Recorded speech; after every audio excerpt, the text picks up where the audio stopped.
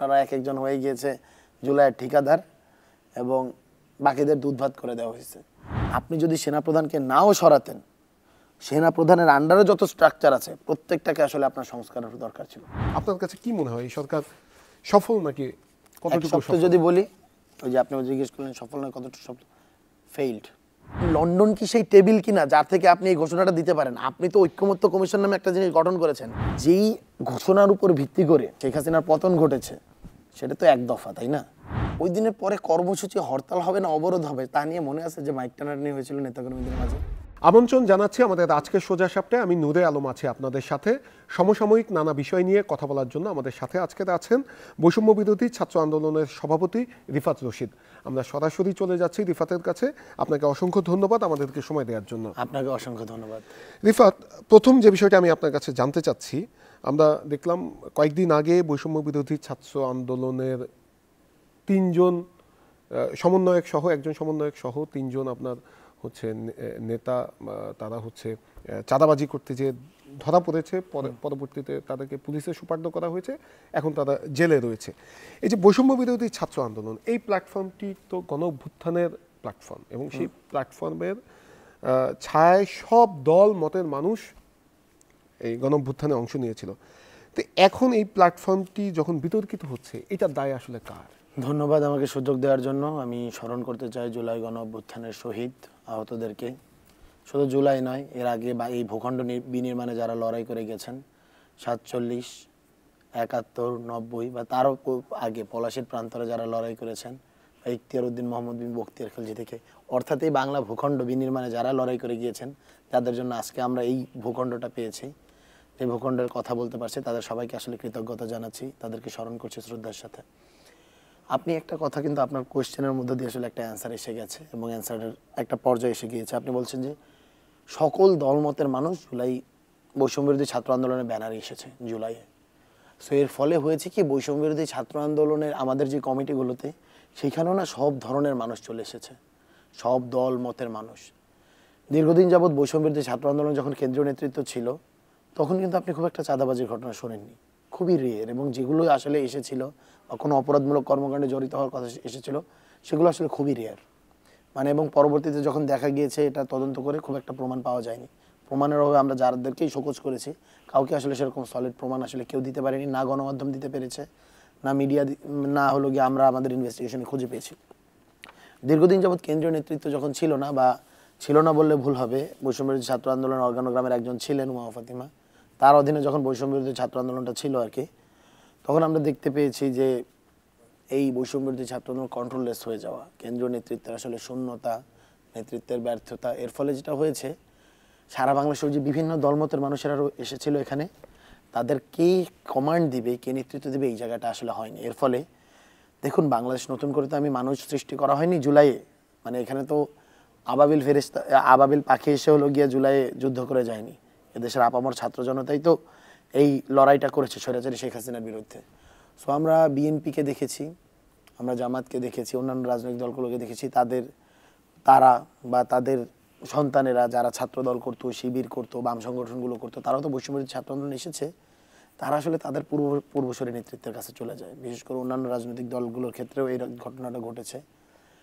এর ফলে যেটা হয়েছে আর কি, কেন্দ্রীয় নেতৃত্বের অভাব এবং এই সময়টায় নেতৃত্বের শূন্যতাকে ব্যবহার করে, কেন্দ্রীয় নেতৃত্বের যে কেন্দ্রীয় নির্দেশনাকে শূন্যতাকে ব্যবহার করে, তৃণমূলে যারা হলো অন্যান্য পার্টি রয়েছে, ট্রেডিশনাল পার্টি, যাদের আসলে পলিটিক্যাল যেই ফাইন্যান্সিয়াল পলিসি, সেটা কারাপশনের ভিতর দিয়েই চলে, রাষ্ট্রযন্ত্রের ফাঁক ফোকরের মধ্য দিয়ে, লুটপাটের মধ্য দিয়ে চলে, তারাই ছেলে মেয়েগুলোকে অ্যাকোয়ার করে, অনেককে অ্যাকোয়ার করার চেষ্টা করেছে আর কি।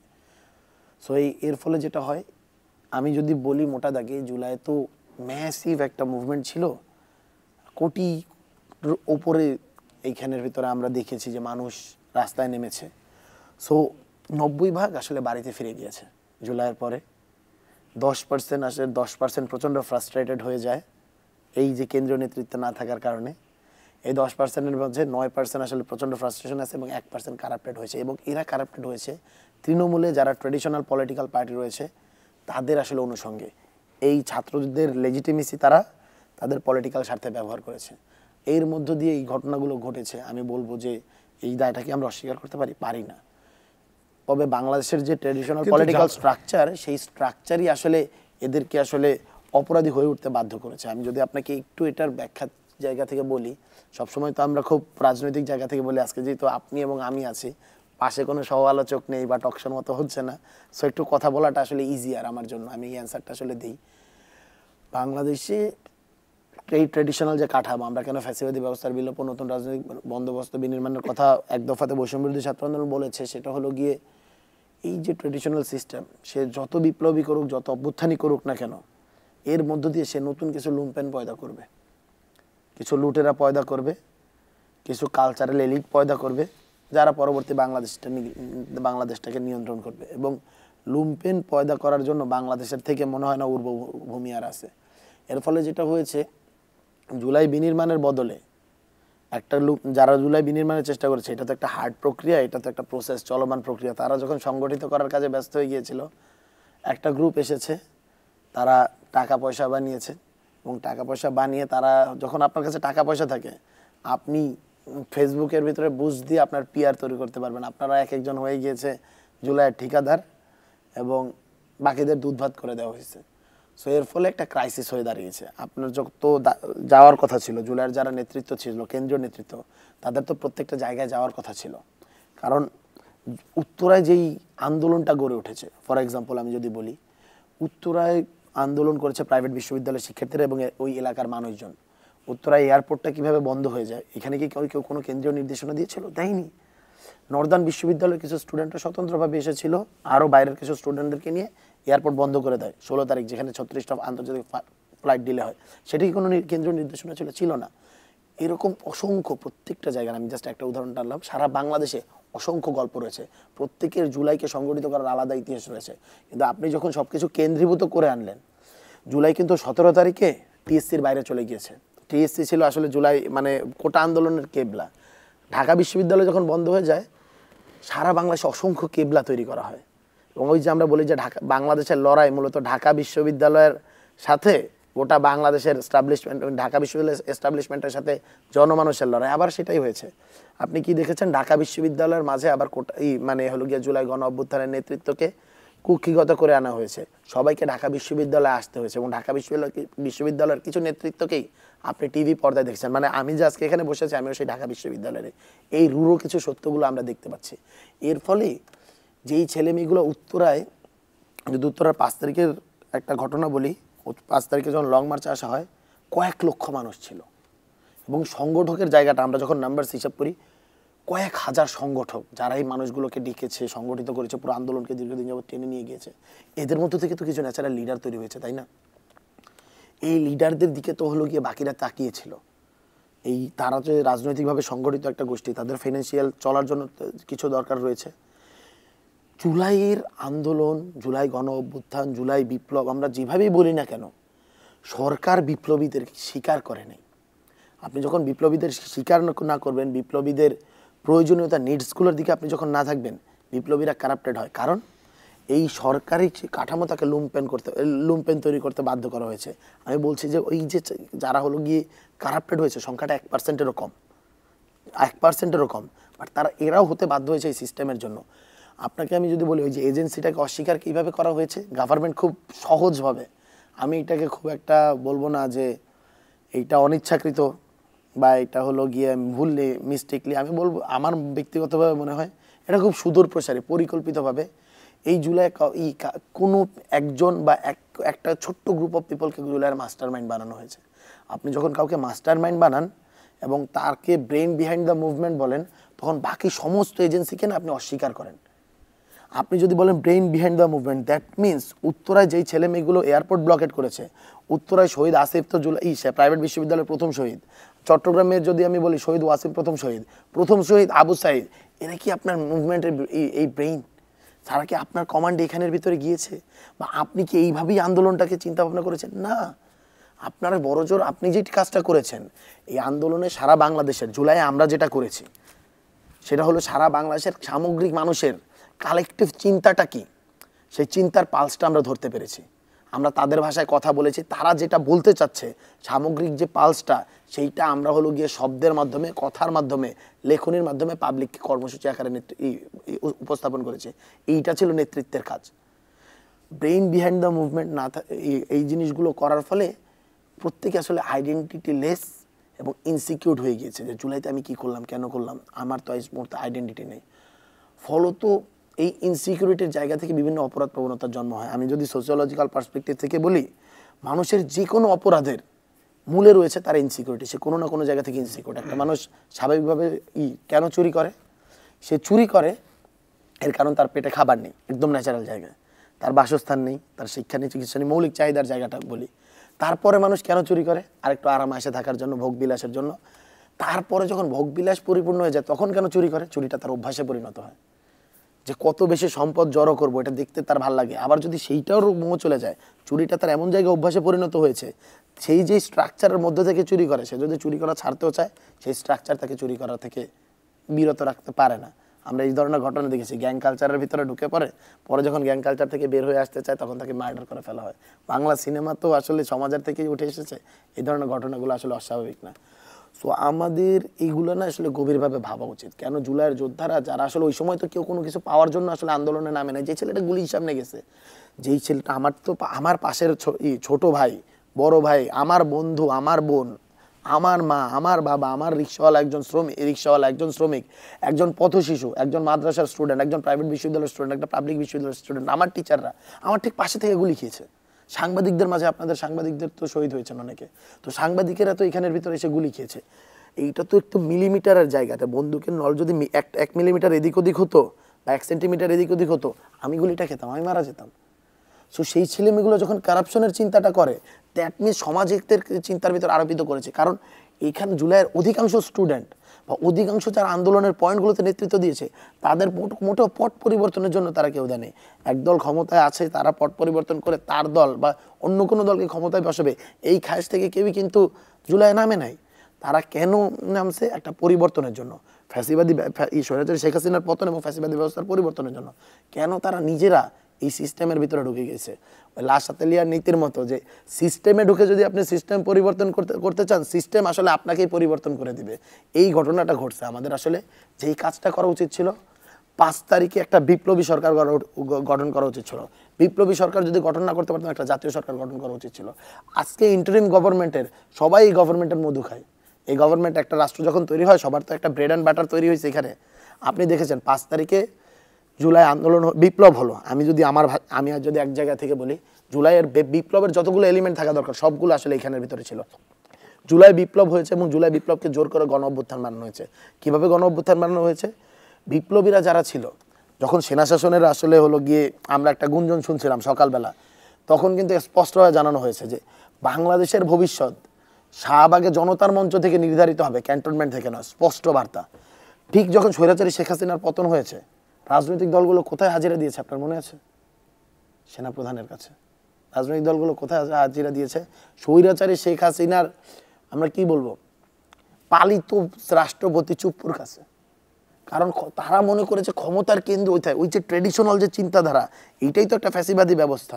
ওইখানে গিয়ে প্রত্যেকে, এই যে একটা রুটি তৈরি হয়েছে, ক্ষমতার রুটি, সেই বানরের রুটি ভাগাভাগির মতো, কে রুটির কত অংশ পাবে, কে বড় রাজনৈতিক দল, কার কতটুকু স্টেক, সেই রুটির বড়টুকু ভাগ পাবে, সেই রুটি ভাগাভাগি হয়ে গিয়েছিল। সো এই বিপ্লবকে গণ অভ্যুত্থানে পরিণত করা হয়েছে সেদিন। এবং তার পরবর্তীতে আমরা বলবো যে সংস্কার না করে রাষ্ট্রের একটা হলো গিয়ে এই যে ফ্যাসিবাদী একটা কাঠামোর মাঝে এই রাষ্ট্রটার আছে, সেটাকে কোনো প্রকার শেপ না দিয়ে একটা নির্বাচন প্রক্রিয়ার মধ্যে দিয়ে যাওয়া। যে নির্বাচন প্রক্রিয়া হাসিনা দেখিয়েছে যে বাংলাদেশের নির্বাচনকে কি বাজেভাবে রিক্ট করা সম্ভব। সে আমিডামি নির্বাচন দেখাইছে, সে হলো নিশিরাতের নির্বাচন দেখাইছে, এবং সে দেখাইছে নির্বাচনের নামে প্রহসন এই রাষ্ট্রের এই ফ্যাসিবাদী স্ট্রাকচারের মধ্যে দিয়ে করা যায়। আপনি যদি স্ট্রাকচারগুলো চেঞ্জ না করে একটা নির্বাচন দেন, সেই নির্বাচন তো জনগণের কাছে অ্যাকসেপ্টেড হবে না। সো ওই পরিবর্তনগুলোর আপনার সময় দিতে হবে। রাজনৈতিক দলগুলো যেটা চিন্তা করতেছে, তারা ইনসিকিউর ফিল করতেছে। এটাকে আমি বলবো যে ডক্টর মোহাম্মদ ইউনূস বা ইন্টারিম গভর্নমেন্ট, তারাও রাজনৈতিক দলগুলোকে ওই ট্রাস্টের জায়গায় রাখতে পারে না। তবে এটাও সত্য, রাজনৈতিক দলগুলো ক্ষমতার মোহে অন্ধ হয়ে গিয়ে তারা গভর্নমেন্টকে কাজ করতে দিচ্ছে না, গভর্নমেন্টকে সহায়তা করছে না। কারণ আমরা তো নতুন করে মানুষ পয়দা করতে পারবো না। ওই একই লাইনটা আবার বললাম, প্রশাসনে যাদেরকে বলা হয়েছে ফ্যাসিবাদীদের উৎখাত করো প্রশাসন থেকে, কাদের বসাবে? যারা জুলাই গণ অভ্যুত্থানের ইসের সাথে জড়িত। সেই মানুষগুলো ট্রেডিশনাল, মানে যেহেতু এই ব্যবস্থার মধ্যে আছে, এই মানুষগুলো কাদের? বিএনপি বা জামাত বা অন্যান্য রাজনৈতিক দলগুলোর সাথে অ্যালাইন, তাদের মনস্তত্ত্ব ধারণ করে। এরা বলে যে এই গভর্নমেন্টকে হেল্প করো না। আপনার লয়ালিটি কোন জায়গা থেকে? আপনার লয়ালিটি তো যেই রাজনৈতিক দলের রেকমেন্ডেশনে আপনি পদটা পেয়েছেন। ফর এক্সাম্পল আমি যদি বলি, মানে আমি কোনো একটা বিষয়ের কথা বলি, মানে কোন একটা উদাহরণ দেব, ধরেন সরকারি যে কোনো একটা দপ্তর, ধরে নিলাম পুলিশের আইজিপি।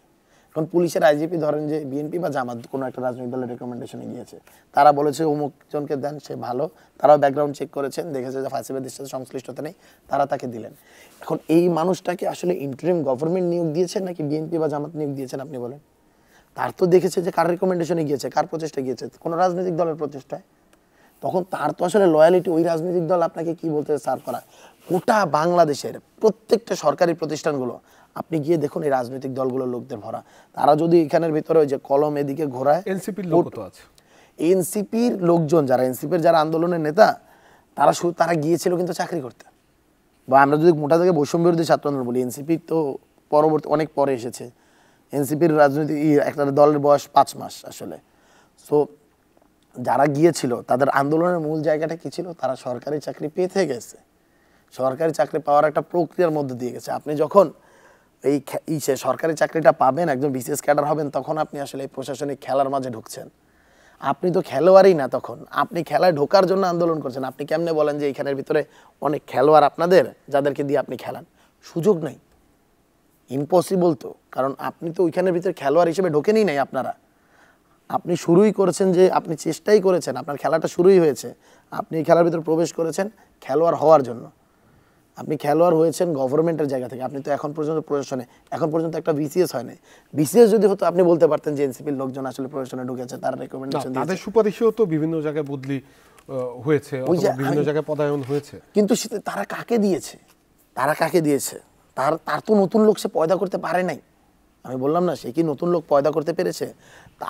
তাদের হাতে তো 3টা অপশন। বাংলাদেশে তো আমরা ওই যে, বাংলাদেশ তো আসলে খুবই পলিটিক্যাল একটা জাতি, মানে আমরা বাংলাদেশিরা কেউই আসলে চা দোকানের যিনি চা বিক্রি করেন বাংলাদেশের, আমরা মাঝে মাঝে বলি যে তার থেকে ভালো টকশোবিদ বা বুদ্ধিজীবী এটা নাই। কারণ তার কাছে সারাদিন ইনফরমেশন থাকে, নিউজ চ্যানেলটা চলে, সে সব কিছু আসলে আপ টু ডেট থাকে। সো বাংলাদেশের মানে ভোট কালেকটিভলি অনেক মানুষজন বেশ পলিটিক্যাল। সো সবাই না কোনো রাজনৈতিক দলের সাথে সম্পৃক্ত বা আপনি মনের দিক থেকে সাপোর্ট করেন। সো আপনি কি বলবেন? হয় আওয়ামী লীগ ছিল, আপনি তো আওয়ামী লীগের কাউকে নিয়োগ দিতে পারবেন না সভাপতি, হয় আপনি বিএনপিকে দিবেন, জামাতকে দিবেন, বা অন্যান্য রাজনৈতিক দলের সাথে যারা জড়িত ছিল তাদেরকে দিবেন।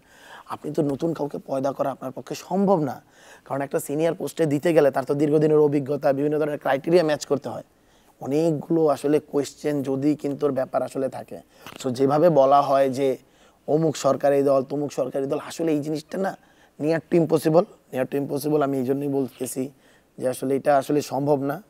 কেউ হয়তো বা 2-1টা জায়গার ভিতরে নিউট্রাল কিছু লোকজনকে এনে করতে পারছে, আমি অস্বীকার করবো না, কারণ আমি তো জানি না সবগুলো ইনফরমেশন, এই জন্য আমি নিয়ার টু ইম্পসিবল বলতেছি, নইলে আমি ইম্পসিবলই বলতাম। হয়তো বা ঘটেছে, বাট সেটা খুবই কম, 2-1টা জায়গার ভিতরে ঘটলেও ঘটতে পারে। That's it. রিফাত, আরেকটি বিষয় হচ্ছে, আমি যেটি বলছিলাম, বৈষম্য বিরোধী ছাত্র আন্দোলন, এই ব্যানারে সব দল মতের মানুষ গণঅভ্যুত্থানে অংশ নেয়।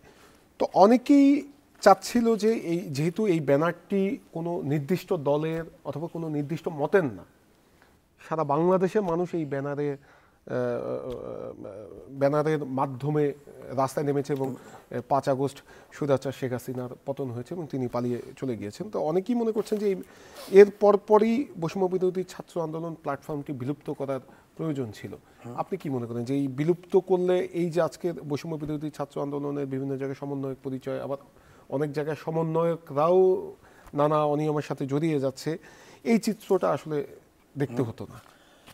আচ্ছা, আমি যদি এটার অ্যান্সারটা একদম সোজাভাবে দিতে চাই, প্ল্যাটফর্মটি সকলটা তো কেউ অস্বীকার করছে না। বাংলাদেশের সকল রাজনৈতিক দল দাবি করে যে আমাদের রাজনৈতিক দল সকল প্ল্যাটফর্ম দাবি করে আমাদেরটা সবার জন্য উন্মুক্ত। বৈষম্য বিরোধী ছাত্র আন্দোলন কিন্তু একটা লিগ্যাল বডি আছে, অথরিটি আছে। শুরুতে 65 জন, পরে 158 জনের সমন্বয়ক বৃন্দ, কেন্দ্রীয় সমন্বয়ক বৃন্দ, সারা বাংলাদেশে অথরাইজ সমন্বয়কদের লিস্ট রয়েছে আর কি।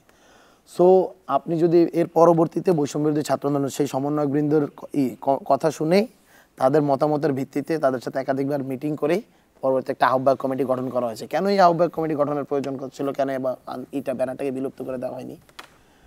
যেই ঘোষণার উপর ভিত্তি করে স্বৈরাচারী শেখ হাসিনার পতন ঘটেছে, সেটা তো এক দফা, তাই না? এক দফায় আমরা কি বলেছিলাম, আমি কোট করি, এক দফাতে বলা হয়েছে, স্পষ্টভাবে বলা হয়েছে বৈষম্যবিরোধী ছাত্র আন্দোলনের পক্ষ থেকে, স্বৈরাচারী শেখ হাসিনার পতন, ফ্যাসিবাদী ব্যবস্থার বিলোপ ও নতুন রাজনৈতিক বন্দোবস্ত বিনির্মাণ। স্বৈরাচারী শেখ হাসিনার পতন হয়েছে, এখনও কি ফ্যাসিবাদী ব্যবস্থার বিলোপটা হয়েছে? নতুন রাজনৈতিক বন্দোবস্ত বিনির্মাণ হয়েছে? আপনি যদি এই কাজটা শেষ না করে আপনি বলেন এই ব্যানারটাকে আপনি সরিয়ে দিতে চাচ্ছেন, এই ব্যানারটাকে বিলুপ্ত করে দিতে চাচ্ছেন, এটা আপনি করতে পারেন না। কারণ এই এক দফার ঘোষণার উপর গিয়ে যারা শহীদ হয়েছেন 2000 মানুষ, আমরা যে মোটা দাগে যদি বলি, এদের রক্তের সাথে বেইমানি করা হবে, বেইনসাফি করা হবে। এই লড়াইটা, বৈষম্যবিরোধী ছাত্র আন্দোলনের লড়াই আসলে শেষ হয়নি। আমরা যে বলি জুলাই চলমান, মানে এইটা আসলে কোনো ফান না, এটা কোনো মজা না, বলার জন্য বলা না।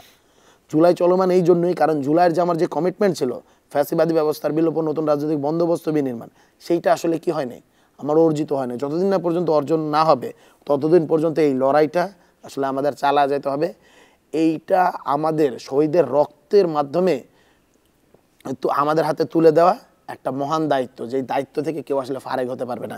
এই জন্যই আমি রাজনৈতিক দলেই ছিলাম, যখন দেখেছি যাদের হাতে নেতৃত্বটা ছিল তারা ফেল করেছে, আমি ওই শহীদের রক্তের সাথে বেইমানি করতে পারি নাই বলে আমি তো অনেকগুলো কর্মসূচি ঘোষণা করেছি জুলাইয়ে, এবং আমি প্রত্যেক দিন জানতাম এটা আমাকে প্রত্যেক দিন ট্রমা দিত। আমি যখন কর্মসূচি ঘোষণা করতাম আমি দেখাতাম না ক্যামেরার সামনে, বাট প্রত্যেক দিন ট্রমা দিত যে আজকের দিনে যদি আমি একটা কর্মসূচি ঘোষণা করি, মানে আরও একদিন আন্দোলনটা লেন্দি হচ্ছে, আরও 100টা মানুষ মারা যাবে। ওই দায় নেওয়া খুব পীড়াদায়ক। যে ঘোষণাটা দেয় নাই সেই দায় বুঝবে না। সে বৈষম্যবিরোধী ছাত্র আন্দোলন ব্যানারটার যে কতটুকু প্রয়োজন এবং কতটুকু যে তার এইখানের ভিতরে এই প্রয়োজন রয়েছে বাংলাদেশটার বিনির্মাণে, আমরা যে এক দফার ঘোষণা করেছি, সেই দায়টা বুঝবে না।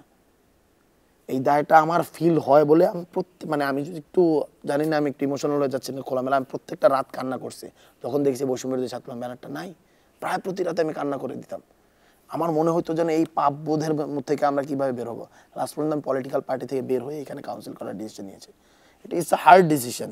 এনসিপির মতো একটা উঠতি রাজনৈতিক দলের আমার কাছে ওই যে অভ্যুত্থানের ফেস আকারে সারা বাংলাদেশে ঘুরে বেড়ানো, বক্তৃতাবাজি করা, টকশোবাজি করা, আমার আন্ডারে সেল ছিল, আমার পছন্দের সেল যেটা, আমি যেটা চেয়েছিলাম সেটাই দেওয়া হয়েছিল, সব কিছুই আমার কাছে ছিল আর কি। কিন্তু সেটা ছেড়ে আমার এখানের ভিতরে আসতে হয়েছে। শহীদের রক্ত, আহতদের ওই নির্যাতন, ওই দায়টা, শহীদ পরিবারের আর্তনাদ, সেই জিনিসটাকে করার জন্য। এইটাকে না ওই যে যারা, আমি এইটা আরেকবার বলি যে সবার কাছে এই জিনিসটা আসলে ফিল করা, আর্টস করা সম্ভব না। That's it. সো এই জন্যে আমাদের বৈষম্যবিরোধী ছাত্র আন্দোলনকে বাঁচায় রাখতে হবে, এবং বৈষম্যবিরোধী ছাত্র আন্দোলনের যে অর্জন, বৈষম্যবিরোধী ছাত্র আন্দোলনের স্বীকৃতি, সেটা দিতে হবে। জুলাই সনদের খসড়াটা আসলে আপনি দেখবেন বৈষম্যবিরোধী ছাত্র আন্দোলনকে চূড়ান্তভাবে অস্বীকার করা হয়েছে। সেটি নিয়েও আপনার কাছে আসবো। যেটি আপনার কথাতে উঠে আসছিল, আর একটু পরিষ্কারভাবে জানতে চাই যে আপনার সহস্রাধিক মানুষের রক্তের উপর দিয়ে এই অন্তর্বর্তীকালীন সরকার গঠন হয়েছে। তো এই একটা বিপ্লব অথবা অভ্যুত্থান পরবর্তী সরকারের যে মানে শক্তি থাকে, অথবা তাদের মানে তারা তো অনেক মানে আরও বেশি শক্ত হবে, এবং যে ফ্যাসিবাদী ব্যবস্থা বিলোপের যে আপনি কথা বলছেন, হ্যাঁ, সেই বিলোপ করার জন্য তাদের যে প্রচেষ্টা অথবা বিচার কাজ, আসামি ধরা, আমি নিজেও এই যে জুলাই মাস জুড়ে শহীদ পরিবারের সাথে অনেকের সাথে কথা বলেছি, আহতদের সাথে কথা বলেছি, আসামিরা যাদের নামে মামলা হয়েছে, প্রকৃত আসামি, তারা এখনো ঘুরে বেড়াচ্ছে, তাদেরকে আটক করতে পারেনি। তো আপনার কাছে আপনি কিভাবে মূল্যায়ন করবেন এই সরকারকে? মানে আপনার কাছে কি মনে হয় এই সরকার সফল নাকি কতটুকু সফল? যদি বলি, ওই যে আপনি জিজ্ঞেস করলেন সফল না কতটুকু সফল, ফেইল্ড। তারা ব্যর্থ হয়েছে। কেন ব্যর্থ হয়েছে যদি এই প্রথমে বলতে চাই, তাদের প্রাথমিক প্রধান যে কাজটা ছিল, একদম প্রধানতম কাজ, সেইটা হলো গিয়ে জুলাইয়ের পরবর্তী সময়ে সারা বাংলাদেশে যারা গণহত্যা করেছে তাদেরকে অ্যারেস্ট করে বিচারিক প্রক্রিয়া শুরু করে দেওয়া, 1 নম্বর কাজ। 2 নম্বর কাজ ছিল শহীদ পরিবার এবং আহতদের পুনর্বাসন, তাদের চিকিৎসাটা নিশ্চিত করা, ফেইল্ড। 3 নম্বর কাজ ছিল জুলাইয়ের সাংবিধানিক স্বীকৃতিটা, এটার জুলাই ঘোষণাপত্র, জুলাই সনদের মধ্য দিয়ে। 4 নম্বর যে প্রাইমারি কাজ ছিল, একদম টপ জায়গায় স্বৈরাচারী ফ্যাসিবাদের যারা আছে, সেনা প্রধান, আমি জানি যে এই শব্দটা আসলে খুব হেভি হয়ে যায়, কেউই আসলে এই নামটা বা এই শব্দটা উচ্চারণ করতে চায় না। সেনাপ্রধান, রাষ্ট্রপতি এদেরকে সরায় দেওয়া একদম মাস্ট একটা কাজ ছিল। আপনি যদি সেনাপ্রধানকে নাও সরাতেন, সেনাপ্রধানের আন্ডারে যত স্ট্রাকচার আছে প্রত্যেকটাকে আসলে আপনার সংস্কারের দরকার ছিল, আপনি কিচ্ছু করেননি। এর ফলে যেই ঘটনাগুলো ঘটেছে, এখন এই ইন্টারিম গভর্নমেন্টকে না, ওই যে বললাম যে তার উপরে আরেকটা বড় কাজ ছিল যে রাজনৈতিক দলগুলোকে ট্রাস্টে আনতে পারেনি। রাজনৈতিক দলগুলোকে যে ট্রাস্টে আনা, তাদেরকে ওই ভরসার জায়গাটা দেয়া, এই জায়গায় আসলে ইন্টারিম গভর্নমেন্ট ফেইল করেছে। ফলত অথবা সরকার যাদেরকে দিয়ে গঠিত হয়েছে এমনও মানুষ আছে যাদের গত 15 বছরে যারা, অথবা গত 17 বছরে যারা একটা টু শব্দও করেনি, তারাও এই উপদেষ্টা পরিষদে এসেছে বলে বিভিন্ন মহল থেকে অভিযোগ। এই অভিযোগটা আমি আপনাকে আরেকবার করবো, আমি এইখানে করতে চাচ্ছি, এবং আমি এটা সর্বশেষ বলতেছিলাম, এটার আগে আসলে আমার খুব ফ্রাস্ট্রেশন হচ্ছিল যে এই গভর্নমেন্টটাকে না, জুলাইয়ের যে গভর্নমেন্ট তার থেকে এটাকে একটা বড় জোর, আমরা যেটাকে বলি যে ওই ইলেকশন দেওয়ার জন্য যে গভর্নমেন্টগুলো তৈরি করা হয় আর কি, 1 মাসের জন্য 2 মাসের জন্য তত্ত্বাবধায়ক সরকার আমরা যাদেরকে বলি আর কি আদর করে, এরকম একটা জিনিসের জায়গা কি করা হয়েছে, মতো করে বানানো হয়েছে। তত্ত্বাবধায়ক সরকার আমরা যেটা চিন্তা করি, সবগুলো স্টেক হোল্ডার আছে কিনা, ইনক্লুসিভ হলো কিনা, যাতে সবার ভয়েসটা এখানের ভিতরে আসে কিনা। জুলাই তো ইনক্লুসিভ কিছু নাই, জুলাই তো এক্সক্লুড করেছে, জুলাই তো এক্সক্লুড করেছে এই সমাজের বিদ্যমান যে ফ্যাসিবাদী ব্যবস্থা তাদেরকে এক্সক্লুড করে দিয়েছে, এবং এই এক্সক্লুডের মধ্য দিয়ে যারা একতাবদ্ধ হয়েছে তারা ইনক্লুড হয়েছে। জুলাই তো তাড়ানো ছিল, যে শেখ হাসিনাকে তাড়াবো। প্রত্যেকটা মানুষ, প্রত্যেকের আলাদা আলাদা এজেন্ডা। বিএনপির এজেন্ডা এবং জামাতের এজেন্ডা কি জুলাই যারা নামছে তাদের সেম না? বামপন্থীদের এজেন্ডা কি সেম না? চিন্তা দর্শন তাদের কি মেলে না? এই বৈষম্যবিরোধী ছাত্র আন্দোলনের পর থেকে পরবর্তীতে এনসিপি গঠন হয়েছে, বাকসাস গঠন হয়েছে, তাদের সাথে কি বাকিদের চিন্তা মেলে না? কিন্তু একটা জায়গায় সবাই মিলছে, স্বৈরাচারী শেখ হাসিনাকে আউট করতে হবে। অর্থাৎ এক্সক্লুড করার যে জায়গাটা, এই জায়গায় আসলে সবার চিন্তাধারা আসলে একত্রে মিলে গেছে। এখন ওই যে এক্সক্লুড করার জায়গাটা, সে এক্সক্লুড করা হয় না, ইনক্লুসিভ করতে চাওয়া হয়েছে। বামপন্থীদের পক্ষ থেকে এই দুজনকে নেই, অমুক হুজুরদের পক্ষ থেকে একজনকে নেই, এনজিও কর্মী হিসেবে দুজনকে নেই, ওই সেনাবাহিনীর রেকমেন্ডেশনে দুজনকে নেই, ছাত্ররা জুলাই বিপ্লব করেছে তাদের প্রতিনিধি হিসেবে দুজনকে নেই। মানে একটা খিচুড়ি তৈরি করা হয়েছে। জুলাইয়ের ইতিহাস সম্পর্কে আমি আপনার মিডিয়া কর্মীদেরকে আহ্বান করবো একদম ইসের দিকে, ফর গডস সেক, আপনারা এই উপদেষ্টাদের কাছে যান, আপনারা জুলাইয়ের স্টোরি কাভার করেন না, তারা জুলাই কি করছে সেই স্টোরিটা কাভার করেন। বেশিরভাগ কথা বলবে না, বেশিরভাগ ইন্টারভিউ দেবে না, আমি লিখে দিব এখানে, বেশিরভাগ ইন্টারভিউ দিতে চাইবে না, সে কিছু করে না। এই কারণে আমরা খুব কম মানুষকে দেখছি, এই যে উপদেষ্টা মন্ডলীতে আছে খুব কম মানুষ এই সময় ভোকাল ছিল, তাদেরকে এইখানের ভিতরে এসে বসা দিচ্ছে। সে তো জুলাইটাকে ওনই করে না, তার তো এখানে জার্নি নেই। আমি যে বললাম না, আমি কর্মসূচি দিতাম এবং আমি জানতাম যে আমি কর্মসূচি দিলে, আমি একটা ভিডিও বার্তা দিলে, আমি পরের দিন এইখানের ভিতরে একটা প্রেস কনফারেন্স করলে, প্রেস রিলিজ দিলে কালকে 100 মানুষ মারা যাবে, এই দায়টা নিয়ে আমি দিতাম। সো আমার দায় আর হলো গিয়ে যেই কর্মসূচিগুলো ঘোষণা করে নাই তার দায়ের যেমন সমান ফিল হয় না, ঠিক তেমনি যে জুলাই আন্দোলনের রাজপথে ছিল আর যে ছিল না, যে কথা বলেছে যে বলে নাই, তার দায় সমান না, সে ফিলই করে না। এটা এখানে মিডিয়ার সামনে দেখবেন যে অনেক নাটক হয়, এখানে আইসা বোঝানো হয় যে তারা বিশালভাবে জুলাই কোন করে, বিশাল বড় জুলাইয়ের ঠিকাদার, মানে একদম বোগাস। এই কাজটা করতে হবে, এই জায়গার ভিতরে তাদের জুলাইয়ের ভিতরে আসতে হবে, জুলাইয়ের ঘটনাগুলোকে জানতে হবে। যারা যারা সচিবালয়ে যায় তাদের বাদে জুলাইয়ের অনেক নেতাকে তারা চেনেই না, যারা সচিবালয়ে যায় না। এটা একটা বড় প্রবলেম। আপনি জুলাইয়ের হিস্ট্রি জানেন না। আপনি জুলাইকে বুঝলাম, আপনি নানাবিধ কারণে, আপনার সামাজিক অবস্থা, status, financial condition, physical condition, অনেকগুলো কারণে আপনি জুলাইয়ের ভিতরে রাজপথে নামতে পারেন, ফাইন, আপনি প্রতিবাদ করেছেন, আপনি কোনো না কোনো এক ভার্সনে থেকে আপনি হলো গিয়ে এইখানের ভিতরে থেকেছেন। এই মানুষগুলো দীর্ঘ সময়ের ভিতরে আমরা দেখেছি উপদেষ্টা মণ্ডলীতে, সবাই তো আর একদম টু শব্দ করেনি এরকম না। এই মানুষদের ভালো ভালো কাজ, ফ্যাসিবাদী আমলেও ভালো ভালো কাজ, ভয়েসগুলো আমরা কিন্তু দেখতে পেয়েছি। এই জন্য আসলে তাদের রেকমেন্ডেশনটা যারা তৈরি করেছে তাদের মাথায় আসলে এই নামগুলো এসেছে।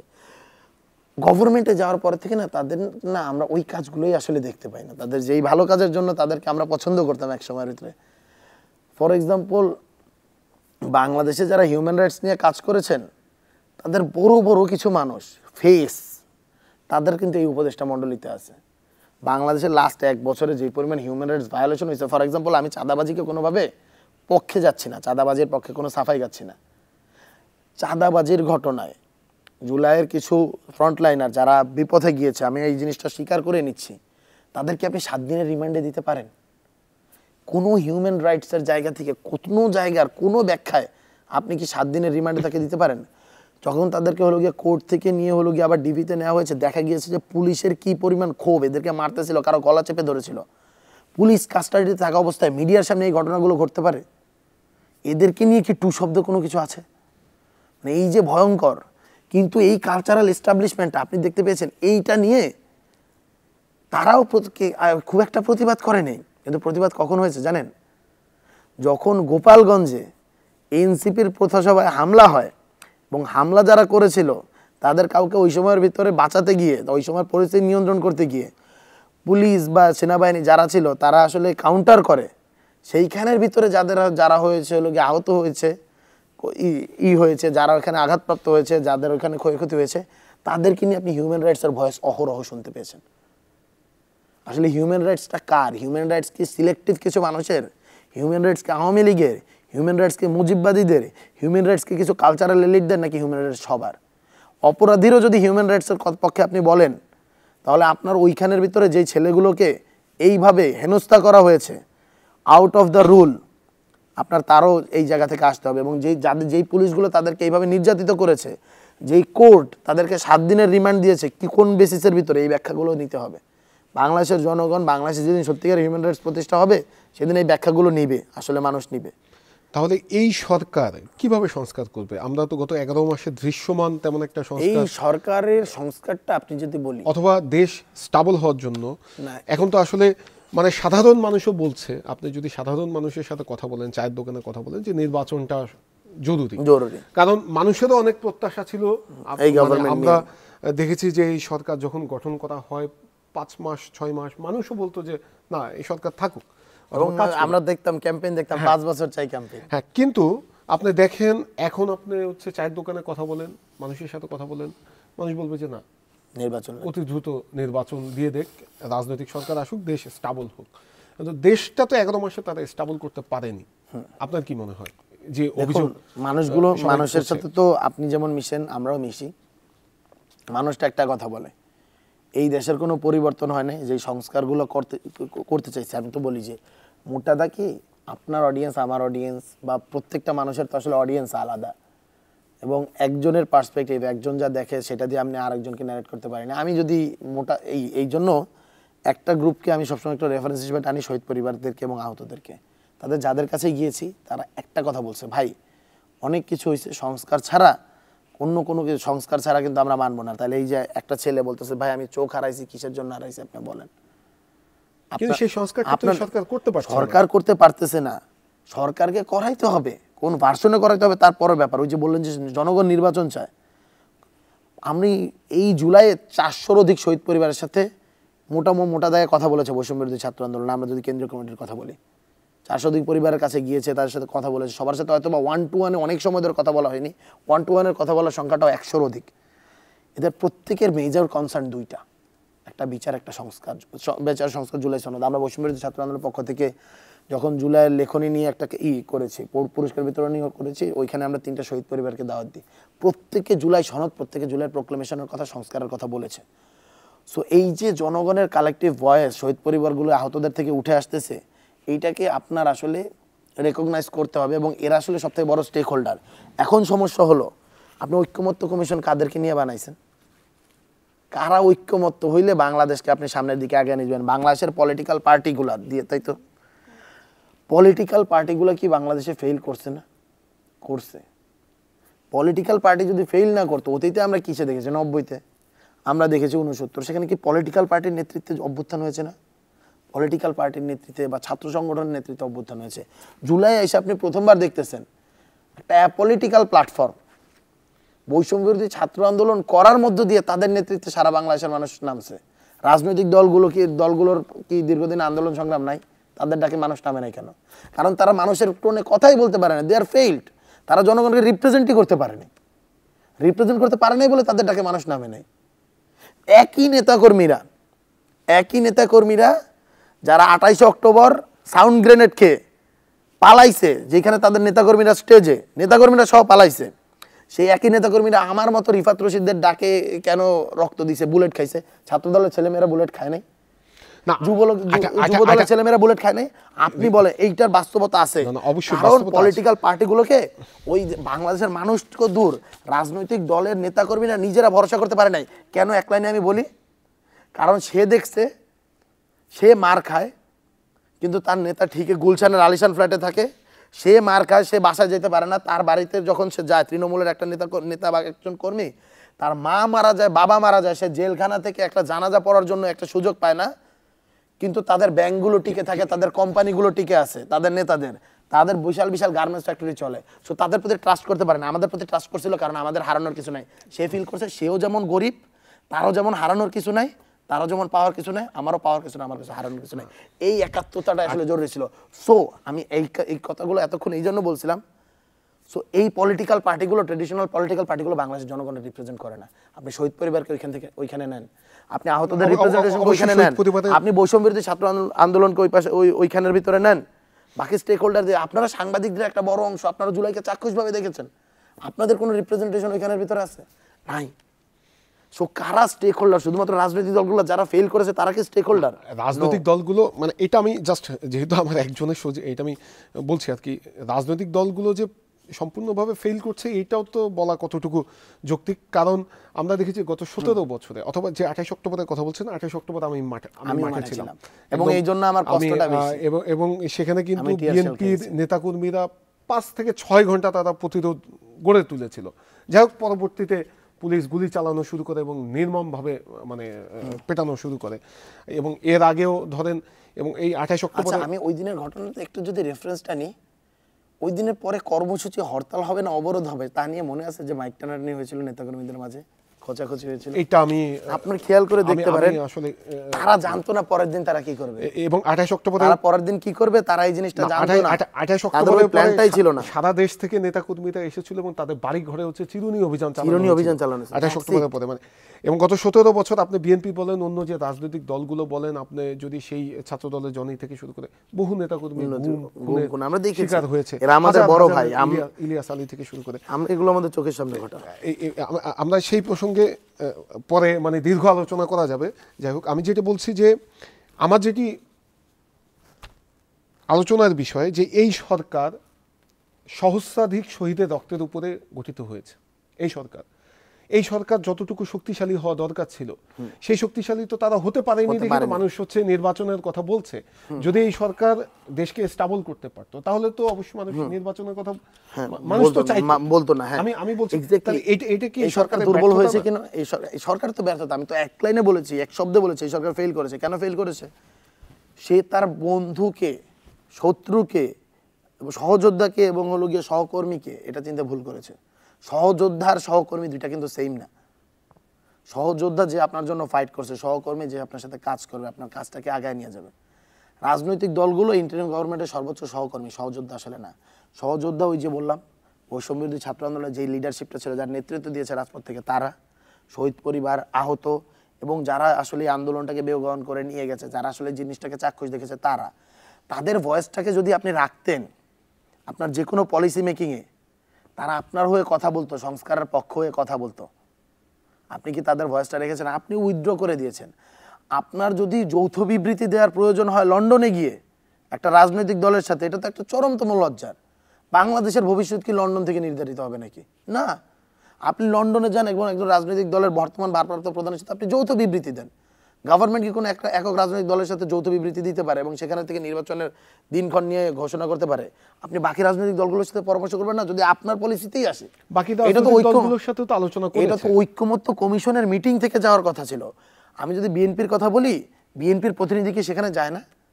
বিএনপির প্রতিনিধি তো ঐক্যমত্য কমিশনে যায়। সো তার থেকে তো এই ভয়েসটা আসা উচিত ছিল। বাংলাদেশের রাজনৈতিক দলগুলোকে অস্বীকার করা, লন্ডন থেকে যৌথ বিবৃতি দেওয়া, এটা হয়েছে।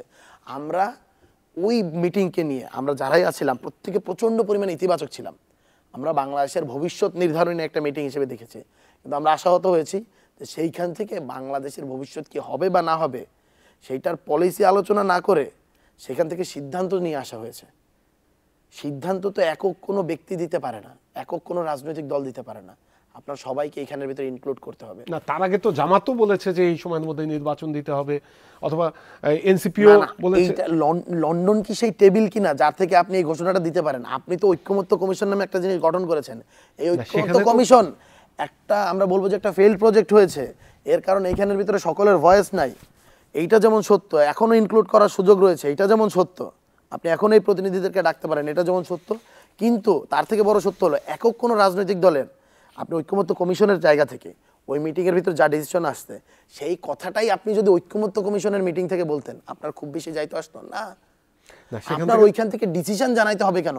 আপনি বলেন, আপনি কি লন্ডনে বসে যেই মিটিংটা, যেই ডিসিশন ঐক্যমত্য কমিশনের মিটিং থেকে আসার কথা, মিটিং এর পরে আসার কথা, ব্রিফ করার কথা, সেই ডিসিশন আপনি লন্ডন থেকে দিতে পারেন কি পারেন না? রিফাত, আমি যেটা বলছি যে ওখান থেকে কিন্তু কোনো কংক্রিট সিদ্ধান্ত আসেনি।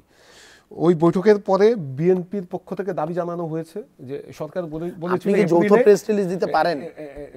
সরকার যৌথ প্রেস বিজ্ঞপ্তি তো বিএনপি আলাদা দিয়েছে, আপনি ওখানের ভিতরে স্পষ্টভাবে বলতেই পারেন, আশাব্যঞ্জক একটা মিটিং হয়েছে, বাংলাদেশের ভবিষ্যতের জন্য তা উজ্জ্বল।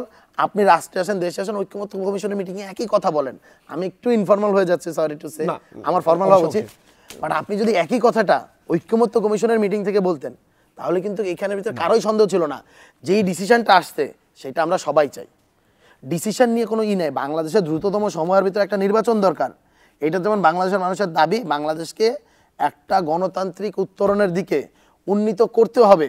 দীর্ঘদিন যাবৎ যে ফ্যাসিবাদী একটা কাঠামো রয়ে আসছে, মানুষের মাঝে যে গণতান্ত্রিক চর্চার অভাব তৈরি হয়েছে, এইটার তো সব থেকে বড় মানে প্র্যাকটিসটা হবে হলো গিয়ে ন্যাশনাল ইলেকশনের মধ্য দিয়ে। এই উত্তরণে বাংলাদেশের দরকার আছে, কিন্তু একই সাথে এই সংস্কারগুলো, যেই সংস্কার আমাদেরকে আরেকটা হাসিনা বানাবে না, এই ট্রমাটা তো আমাদের মাঝে আছে। বাংলাদেশের ইতিহাসে একাধিকবার যে যায় লঙ্কা সে হয় রাবণের মতো একাধিক স্বৈরাচার তো আমরা দেখেছি। এই স্ট্রাকচারটা সমস্যা।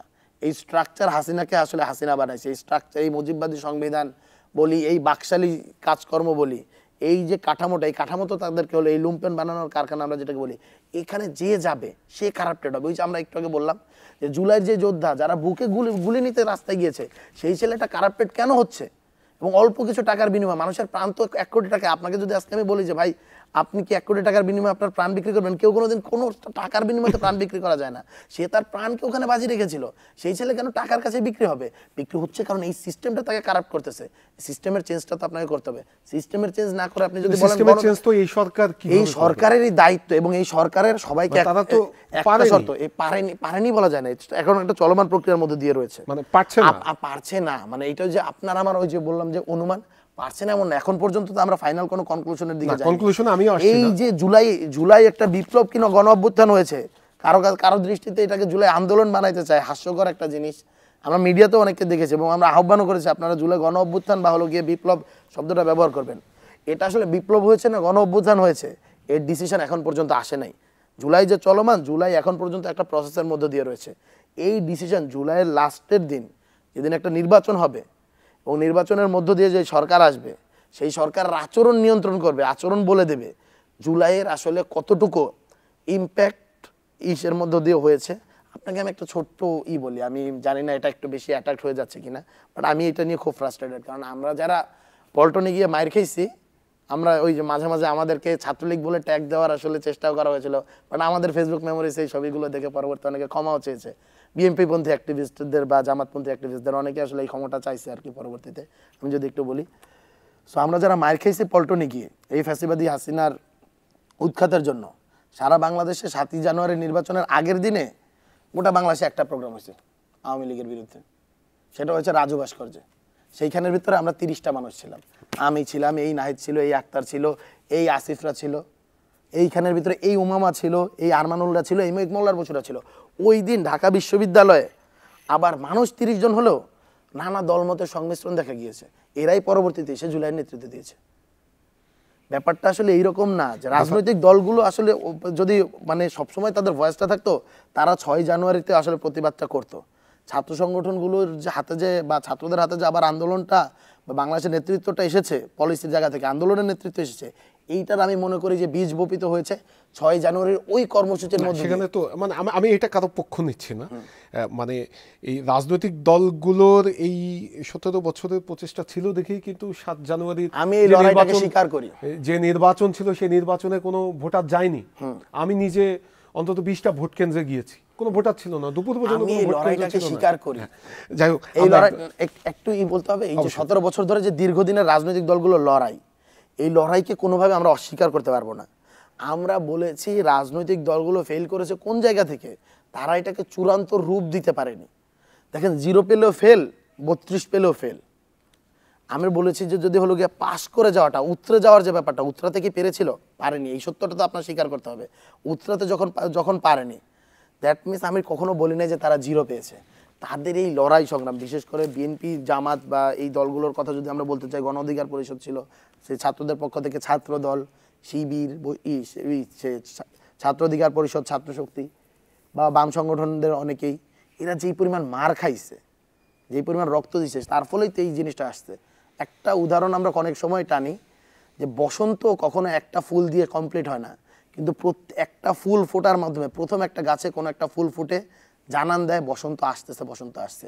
একটা প্রদীপের আলো কখনোই পুরো পৃথিবীকে আলোকিত করতে পারে না, তবে প্রদীপের ওই আলোর ওই শিখার সক্ষমতা রয়েছে, তার থেকে ধার নিয়ে পুরো পৃথিবীর সমস্ত প্রদীপ নিজেকে আলোকিত করবে।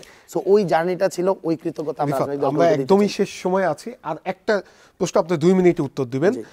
জুলাই সনদ নিয়ে আমরা দেখেছি যে গতকালকে আমরা জুলাই সনদের একটি খসড়া দেখেছি, তো আপনার কাছে আপনারা কতটুকু এটি নিয়ে সন্তুষ্ট, নাকি আপনাদের কি? আমি যদি বলি আমি সন্তুষ্ট না, মোটেও সন্তুষ্ট না। আমি 1 নম্বরে বলবো, এখানে যে ছাত্র জনতার যেই তাদের যে লড়াই, সেই লড়াইয়ের যতটুকু স্বীকৃতি প্রয়োজন ছিল সেই স্বীকৃতিটা দেওয়া হয়নি। বৈষম্য বিরোধী ছাত্র আন্দোলন অ্যাজ আ প্ল্যাটফর্ম আকারে তার যে স্বীকৃতিটি দেওয়ার কথা ছিল সেই স্বীকৃতিটা ঠিকভাবে আসেনি। শহীদ পরিবারদের দুঃখ বেদনা, তাদের যে কষ্ট এবং পরবর্তী বাংলাদেশ কিভাবে দেখতে চায় সেই জিনিসটা আসেনি। এবং সবথেকে বাজে যেটা আমি বলবো, যার জন্যই আসলে আমরা মানে ক্রেডিটের জায়গাগুলো উতরে, বা যেইটা আসলে সবথেকে বড় সমস্যা, রাজনৈতিক দলগুলোকে 1 বা 2 বছরের সময়সীমা দেওয়া হয়েছে, তার মাঝে তারা এগুলো বাস্তবায়ন করবে। 90-এর পরও আমরা দেখেছিলাম 3 জোটের রূপরেখা, এবং 3 জোটের রূপরেখা দেখে মনে হয়েছিল আয় হায় বাংলাদেশ তো সোনার বাংলাদেশ হয়ে গেছে লেখাগুলো দেখে। তারপরে একটা ইলেকশন হলো, তারপরে আসলে যা তা, কেউ আসলে কিছু মানে নেই। আপনার মানার ঠেকা পড়ছে যখন আপনার হাতে ক্ষমতা। কেন আপনি মানে যখন আপনি সংস্কার মানবেন, সংস্কার মানা হলো গিয়ে মানে হলো আপনার সরকারকে দুর্বল করে দিয়ে, কি সরকারকে এককভাবে স্বৈরাচারী আপনার হাতের থেকে সরিয়ে আরও বিভিন্ন ব্লকের হাতে কিছু ক্ষমতা স্থানান্তর করা, যাতে চেক অ্যান্ড ব্যালেন্সটা করা যায়। আপনি কেন যখন আপনি জানতেছেন আপনি ক্ষমতায় আছেন এবং ক্ষমতায় যাবেন, আপনি নিজেকে দুর্বল করবেন? আপনি পিন্টু ভাই তো আপনার সজ্ঞানে আপনার হাতের একটা আঙুলকে কেটে দিবেন না। সো রাজনৈতিক দলগুলোর কি ঠেকা পড়ছে, সে তাকে দুর্বল করবে, সেই সংস্কারটা করবে না। 90-তেও আমরা দেখতে পেয়েছি, 90-তে তো বিএনপি ক্ষমতায় আসছিল, বিএনপি সংস্কারটা করে নাই। সো আরেকবার বিএনপিকে আমরা কেন ট্রাস্ট করব? আমরা বলতে চাই গণভোট দেন, গণভোটের মাধ্যমে এই জিনিসগুলো পাস হোক। আমরা বলতে চাই আপনি গণপরিষদ নির্বাচন দেন। একটা গণপরিষদ নির্বাচন হলে কি হয়? গণপরিষদ নির্বাচন হবে, আপনি কেন মুজিববাদী সংবিধানকে টিকে রাখতে চাচ্ছেন? একটা গণপরিষদ নির্বাচন দেন, সেই গণপরিষদ নির্বাচন একই সাথে সংসদের কাজটাও করুক। এই গণপরিষদ নির্বাচন, যে গণপরিষদের অনেক কাজ কিন্তু হয়ে গেছে, যে হলো গিয়ে সংবিধান সংস্কার কমিশনের মাধ্যমে, আপনি গিয়ে ওইখানে একটা নতুন সংবিধানের বৈধ স্বীকৃতিটা নিয়ে আসেন। এইটা নিয়ে আসলে তো আপনার জন্য মাছ মোর ইজিয়ার। আপনি যদি বাট আপনি গণপরিষদ দিলেন না, আপনি বুঝলাম আপনি জাতীয় সংসদ একটা নির্বাচন দিলেন, জাতীয় সংসদ নির্বাচনের আগে আপনি একটা গণভোট দেন, গণভোট দিয়ে দেখেন এই সংস্কারের পক্ষে জনগণের মত আছে কি আছে নাই। জনগণ তো আলটিমেটলি রাজনৈতিক দলগুলোর রিপ্রেজেন্টেশনের মাধ্যমে, আপনি জনগণকে জিজ্ঞেস না করে, যেহেতু যে আমরা বললাম রাজনৈতিক দলগুলোকে এই জনগণ, এই বাংলাদেশের পুরো জনগণকে রাজনৈতিক দলগুলো, ট্রেডিশনাল রাজনৈতিক দলগুলো করতে পারেনি, তাদের মতামতকে ধারণ করতে পারেনি, এটার ব্যাখ্যা আমি এর আগেও দিয়েছি। সো আপনি একটা গণভোট কেন নিলেন না? আপনার যদি মনে হয় যে একটা গণভোট নিলে রাষ্ট্র একটু ভোলাটাইল হবে, তাহলে যেদিন জাতীয় নির্বাচনটা হবে একই সাথে আপনি একটা হানা ভোট রাখেন না, আপনার তো কিছু আসে যায় না। কিন্তু এইটা হলো আমাদের দাবি। পরবর্তী কোনো একটা গভর্নমেন্ট, পলিটিক্যাল গভর্নমেন্টকে কেন আমি ভরসা করব? আমার তো ভরসা করার কোনো কারণ নেই। আপনি জুলাই সনদে সবাই সিগনেচার করলো, একটা সিগনেচার না মানলে কি হয়েছে? এই দেশের মানুষ যখন বিয়ে করে তখন তো জন্মান্তরের একসাথে থাকবে বলে বিয়ে করে, তাহলে তার জন্য কি ডিভোর্স হয় না? এইগুলো তো মানে মানুষের সিগনেচার বা কমিটমেন্ট, এই কমিটমেন্ট দিয়ে আসলে হবে না কোনো পলিটিক্যাল পার্টির। আমরা চাই জনগণের সিদ্ধান্ত। আমরা যদি বলি যে গণ অভ্যুত্থান হয়েছে, তাহলে গণের সিদ্ধান্ত নিয়েই, জনের সিদ্ধান্ত নিয়েই আলটিমেটলি এই অ্যামেন্ডমেন্টগুলো, এই সংস্কারগুলো, এই সনদটা আসলে পাশ করতে হবে, সনদটা সাংবিধানিক স্বীকৃতি নিতে হবে। আদারওয়াইজ এটা ফেল করবে। আমরা লিখে দিয়ে যাব, প্রয়োজনে আপনারা মিলিয়ে নিয়েন। আমরা আসলে ওই ভরসাটা রাজনৈতিক দলগুলোকে করতে চাই না, জনগণের কালেক্টিভ ডিসিশনকে করতে চাই। এইটাই আসলে গণতান্ত্রিক উত্তরণের পথ। এর বাইরে বাংলাদেশে আসলে কোনোভাবেই গণতান্ত্রিক উত্তরণের পথের দিকে যাবে না। যেই ইলেকশনসটা হবে সেইটা আসলে একটা ট্রেডিশনাল ইলেকশনস। সেই ট্রেডিশনাল ইলেকশনসের জন্য 2000 মানুষ শহীদ হয়নি। That's it. অসংখ্য ধন্যবাদ রিফাত আপনাকে আমাদেরকে সময় দেওয়ার জন্য। আমরা চলমান রাজনীতি সহ নানা বিষয় নিয়ে কথা বলছিলাম বৈষম্য বিরোধী ছাত্র আন্দোলনের সভাপতি রিফাত রশিদের সঙ্গে।